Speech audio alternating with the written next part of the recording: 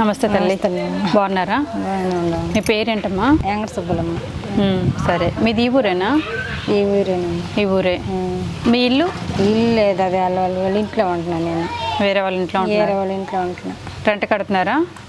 రెంటే లేదు, వరకు వాళ్ళు హైదరాబాద్ పోయారు, వచ్చి దాకొండమన్నారు. తర్వాత ఏడన్నా ఉంటానికి. పని చేసుకుంటారా మీరు? ఏం కాలు నొప్పి అన్నా ఏం పని చేయకూడదు, డాక్టర్లు అసలు పని చేయొద్దు అన్నారు. పడి కాలు నొప్పి వచ్చింది, పింఛన్ డబ్బులు అయ్యే గడుపుకుంటున్నా. మీరు ఎందుకు ఒంటరిగా ఉంటున్నారు? మీకు పెళ్ళి అయిందా? పెళ్ళి అయింది, మా భర్త వదిలేసాడు, పిల్లలు పుట్టలేదని వదిలేసాడు. పిల్లలు పుట్టలేదని వదిలేసాడు. వేరే వాళ్ళని పెళ్లి చేసుకున్నాడు. అక్కడ పిల్లలు ఉన్నారా? వాళ్ళ పిల్లలు ఉన్నారు.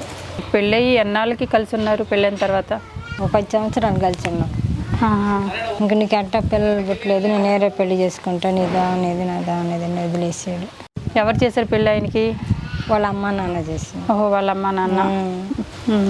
మరి మీరు వెళ్తారా? మీ ఆయన మీ దగ్గర రావటం కానీ మా ఆయన నేను పోవటం కానీ లేదు, అసలు వదిలేసాడు. నాకు సంబంధం లేదు, నీ పాటికి నువ్వు బతుకున్నాక నేను పెళ్లి చేసుకుంటున్నాను, నా భార్య పిల్లలతో ఉంటానని చెప్పి. మీరు భార్య కాదా? ఇంకేం చేస్తా. మరి మీరు ఏమన్నారు అప్పుడు? బాధపడ్డారా? ఇంక బాధగా లేకుండా నాకు తల్లిదండ్రి ఎవరు లేరు అప్పుడు. అయ్యో, ఇంకా నా పరిస్థితి కూడా అట్నే ఉందమ్మా. మా అమ్మ మా నాన్న అంటే పట్టించుకునేవాళ్ళు, వాళ్ళు చనిపోయారు. అమ్మ నాన్న కూడా లేకపోయేసరికి ఇంకా మిమ్మల్ని అడిగే మీకు సపోర్టర్గా ఎవరు లేరు. బ్రతిమలాడారా? నన్ను వదలొద్దు. ఏమన్నాడు కాదన్నారు. నాకు కూడా ఎంత కొంత జరపండి, నేను ఎట్ట బతకాలంటే నాకు చెప్పకుండా కూడా చేసుకున్నారు. పెళ్లి చేసుకున్నాను కూడా పెళ్లి చేసుకుని మామూలుగా కొన్నాళ్ళు పాటు ఉండమన్నారు. ఏడే ఉండమని ఒక పెళ్లి అయినాక నాకు పక్కలో చెప్పారు మీ ఆయన పెళ్లి చేసుకున్నారని. మీకేమనిపించింది అప్పుడు? నేను ఇంకేం చేశాను, ఇంకా అందరూ నేను ఏం చేయలేకపోయా, అసలు నాకు అయోమయంగా ఉంది. అప్పుడు మీ అత్త మామతో కలిసి ఉన్నారా మీరు? మీరు అత్తగారి ఇంట్లో ఉంటుండగానే ఇంకొక పెళ్లి జరిగిపోయిందా?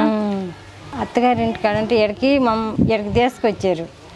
ఇక్కడ తీసుకొచ్చి మామూలుగా తీసుకొచ్చి వదిలిపెట్టి కొన్నాళ్ళు పట్టుండు, తర్వాత తీసుకెళ్తారన్నట్టు. ఇంకా తీసుకెళ్ళేది ఏం లేదు, ఇంక పెళ్లి చేసుకున్నాడు. మా నాన్న అన్నారు ఇంటి చేసుకున్నాడు కదా, ఇంక చేసేది ఏమన్నమ్మా, కాకపోతే ఇద్దరు ఉండమంటాడు, నేను సరే పట్టించుకోడు, నువ్వు వాళ్ళ ఇంటి కూడా సుఖం లేదు, నీ జీవితం ఇంతేనని చెప్పి చెప్తాను. కొన్నాళ్ళు ఇల్లు ఉండాల్సింది. కొన్నాళ్ళు ఉండటానికి వాళ్ళు ఒప్పుకోవాలిగా. అది నీ ఇల్లే తల్లి, నీకు పిల్లలు లేనంత మాత్రాన అది నీ ఇల్లు కాదు. నా ఇల్లే కాదా అట్లా. కొన్నాళ్ళు ఉండుంటే కనీసం నీకు ఏదో ఒకటి అని ఇచ్చిండను కదా. అత్త మామే అసలు ఉండలేదమ్మాడ. ఒకటే ఇది పిల్లలు లేరని ఒకటే గొడవ పెట్టుకొని వెళ్ళిపో ఉంటాయి గొడ్డుపోతురాలు అది ఇదని ఎన్నో మాటలు. అంతే, అదేమో నా పరిస్థితి. నేను కొంచెం బియ్యం ఇస్తాను, తీసుకుంటారా?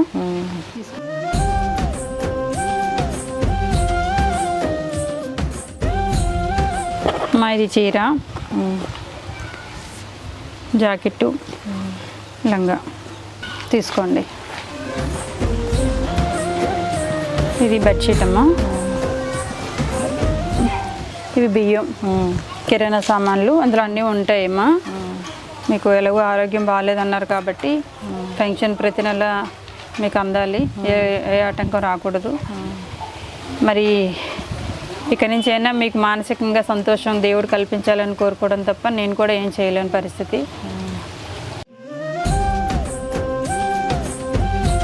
ఇందులో కిరాణా సామాన్లు 2 నెలలకు సరిపడగా అన్నీ ఉంటాయి.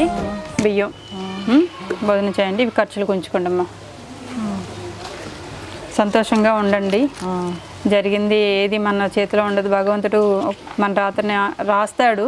కానీ కొంచెం మన వెనకాతలు ఎవరైనా పెద్దవాళ్ళు సపోర్ట్ చేసేవాళ్ళు, అన్నదమ్ములు అలా ఎవరైనా ఉండుంటే ఇంకొకలాగా కొంచెం చేంజ్ చేసుకోవచ్చు. అది ఏది లేనప్పుడు మనంతటి మనకైనా తెలివి ఉంటే ఇంకొంచెం చేంజ్ చేసుకోవచ్చు. బట్ మీరు ఒక నిందని మోసుకొని ఇంకా నేను పిల్లలు కనడానికి పనికిరాను కదా, అందుకనే ఆయన నన్ను వదిలిపెట్టాడు అన్న ఒక దీంతో ఉండిపోయారు కాబట్టి మీరు ఎలా ఉండిపోయారు. సరే, మీ మంచితనానికి మరి జన్మలోనైనా మీకు మంచి జీవితం దేవుడు ఇవ్వాలి, 100 మంది పిల్లల్ని మీకు కలిగించాలని నేను కోరుకుంటున్నాను. వెళ్ళొస్తాను తల్లి.